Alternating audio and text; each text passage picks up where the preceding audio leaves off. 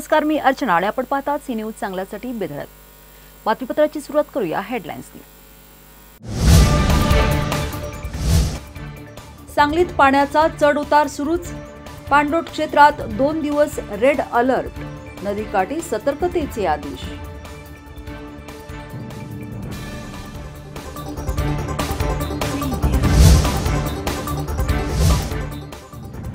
महापूर नियंत्रण समितीच्या वतीनं महाराष्ट्र शासनाचे पिंडदान, महापूर नियंत्रण समितीचे आंदोलन।